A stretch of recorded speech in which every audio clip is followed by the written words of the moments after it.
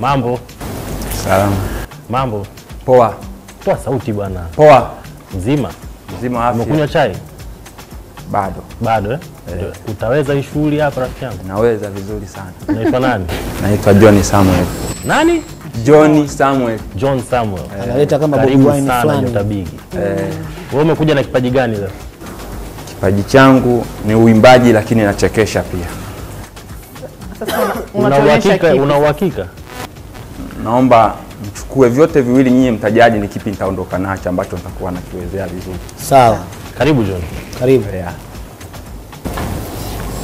Kwa majina kama nilivyojitambulisha, naitwa Mr. John Samuel. Kitu ambacho nitaka niwaambie kwamba mwanaume ukiwa na nguvu za kiume bila pesa yanakuwa ni kama mapambo.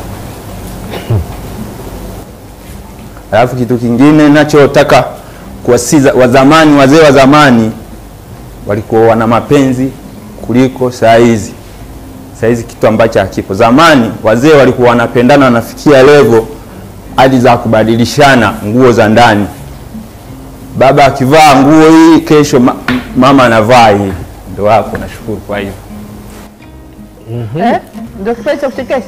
Ndio umemaliza kuchekesha. Subirini bwana, hebu tucheke bwana, mtu kashamaliza. Kwa nani ndio kashamaliza?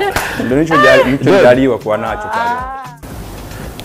Lakini nilikuwa nimebeba beat, naimba singeli, sijajua kama beat naweza kupigiwa. Wewe imba, sisi tunakusikiliza. Yaani si beat tayari tunazo. Nazo. Tuko na beat. Usijai kuzubiri. Kanichumu bamia kanichumia, kanichumu tembele kanichumu matango nkamchumia. Ndio umemaliza? Halas. Ngoja kwanza jina lako nani? Ngoja unaitwa nani?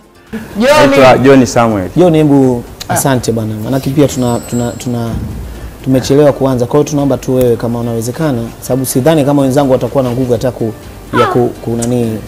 John, kuna vipaji viwili. Hamna hata kimoja. Yote umeflop. John, style gani sasa? Ni tatizo mjamuelewa. John ndio maana kamuuliza kama amekunywa chai. Nenda kanywe chai mwanangu.